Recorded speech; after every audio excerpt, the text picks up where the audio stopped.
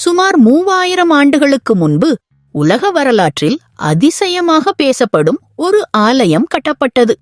அந்த ஆலயத்தை கட்டியவர் ஞானத்தில் புகழ்பெற்ற இஸ்ரவேல் அரசன் சாலொமோன். அது எருசலேம் நகரத்தின் மோரியா மலை மீது கட்டப்பட்டது. ஆழ்ந்த புனிதத்துடன் நினைக்கப்படும் இடம்.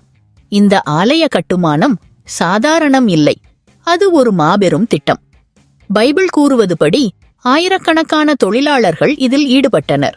30,000 பேர் லெபனான் மலையிலிருந்து விலை மதிப்பில்லாத தேவதாரு மரங்களை வெட்டி கொண்டு வந்தனர். 70,000 பேர் அந்த பெரிய கற்களை சுமந்து கொண்டு செல்லும் பணியில் இருந்தனர். மேலும் 80,000 திறமையான கல்வெட்டுநர்கள் மலைப்பகுதிகளில் இருந்து பெரிய கற்களை வெட்டி தயாரித்தனர். ஆனால் இதில் ஒரு ஆச்சரியமான விஷயம் உள்ளது.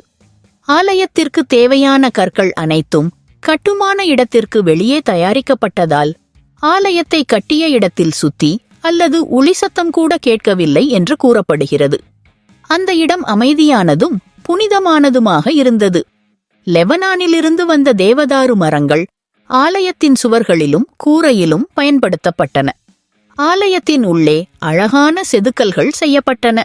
பல இடங்களில் தூய தங்கம் பூசப்பட்டதால் அது ஒளிரும் அரண்மனை போல இருந்தது. அந்த ஆலயத்தின் மிகப் புனிதமான பகுதி பரிசுத்த ஸ்தலம் என்று அழைக்கப்பட்டது. அங்கேதான் தேவனின் சந்நிதியை குறிக்கும் உடன்படிக்கை பெட்டி வைக்கப்பட்டது. இந்த மாபெரும் ஆலயத்தை கட்டுவதற்கு 7 ஆண்டுகள் எடுத்தது. கட்டுமானம் முடிந்தபோது ஒரு மிகப்பெரிய அர்ப்பணிப்பு விழா நடைபெற்றது. அப்போது உடன்படிக்கை பெட்டி மிகுந்த மரியாதையுடன் ஆலயத்துக்குள் கொண்டு வரப்பட்டது.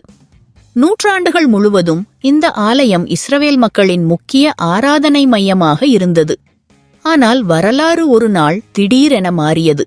கிறிஸ்துவுக்கு முன் 587 ஆம் ஆண்டு பாபிலோன் அரசன் நெபுகாத்நேச்சர் எருசலேமை கைப்பற்றி இந்த அற்புதமான ஆலயத்தை அழித்தான். இன்று அந்த ஆலயம் இல்லை.